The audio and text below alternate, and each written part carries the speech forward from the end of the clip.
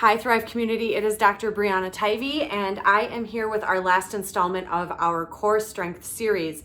And today I want to focus on probably one of the most important core strengthening exercises, and that is the plank. And the plank is super important because it engages every single one of the muscle groups that comprises the core, including your glutes.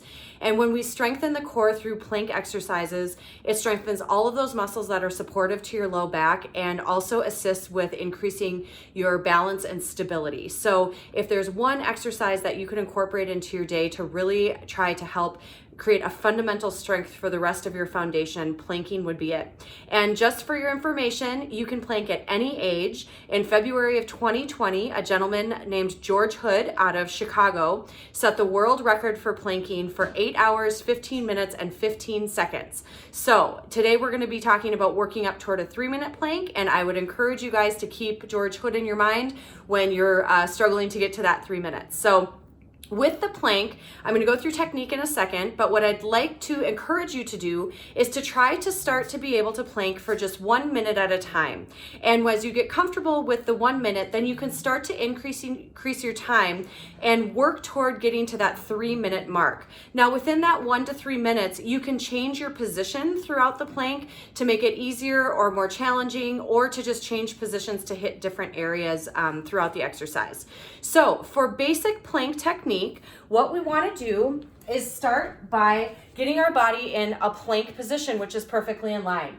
So if I start in the most basic and traditional plank, that is with my hands immediately under my shoulders and my body perfectly in line. You can see that my butt's not up in the air like this, which is cheating, or dipped down like this, which is going to create a ton of strain into the low back. I'm nice and straight in line, and one of the ways that you can ensure that you stay this way is by giving a little squeeze in those glute muscles in your butt, and that'll help keep things nice and in line.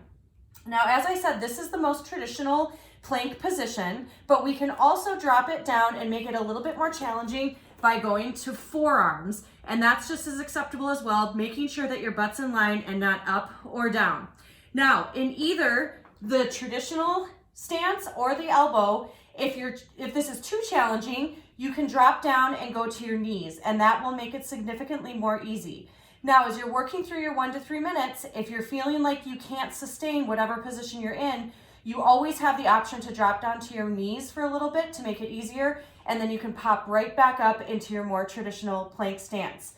Now, the other variation that you can do while you're planking is to add in a side plank. So as you work up to 3 minutes, maybe during your second minute, you do 30 seconds on each side of side plank.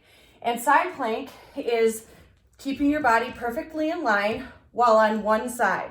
You can do it with your arms straight like this, or you can also drop down and do it from your elbow.